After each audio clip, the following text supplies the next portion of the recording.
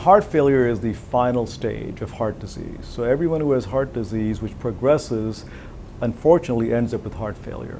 And it is when the heart really can't meet the demands of the body. So patients who have heart failure are easily tired, easily short of breath, and it is a really common problem. Virtually all of us either have a family member or a friend who has heart failure. These patients are frequently hospitalized. In fact, there are over 1 million hospitalizations for heart failure just in the US alone. There are over 6 million patients who have heart failure and almost 1 million newly diagnosed cases every year. It is a huge economic burden. It costs Medicare about $50 billion a year to take care of heart failure. It is actually the single largest item in the Medicare budget.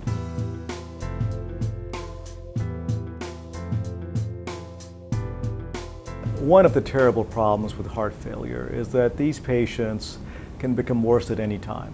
And typically it happens in the middle of the night. So there's a tremendous uncertainty, stress for their families as well as for themselves, because you don't know which day, which night you're going to suddenly get very short of breath and feel like you're dying. You end up in the emergency room, you go through a lot of the same tests every time. You may end up on a ventilator, you get invasive procedures done. So the whole cycle, and this may happen several times a year.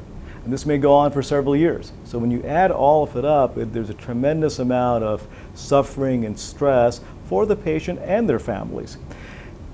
For patients who have the sensor, the doctors and nurses can see the information every day. They can see if they're about to get worse and prevent the worsening from occurring, preventing that trip in the middle of the night to the emergency room and the hospitalization, which goes on for a week typically and has lots of painful procedures associated with it. So it really helps at multiple levels with the patient's quality of life and even with their family's quality of life.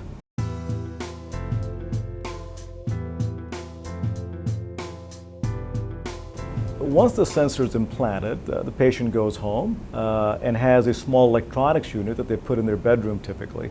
The electronics unit transmits the information from the sensor to the patient's physician and nurses. They look at this information, which is the same type of information that we would have gotten in the old days using a right heart catheterization. Looking at this information, the doctors and nurses can make adjustments to the patient's medications before the heart failure actually gets worse and leads to a hospitalization. So it's a proactive system versus a reactive system. And part of the reason our healthcare system is so expensive today that it is typically a reactive system, not just for heart failure, but for most diseases. We unfortunately treat patients after they're doing poorly. So if we can intervene ahead of things becoming really bad, the patient does better and we save money.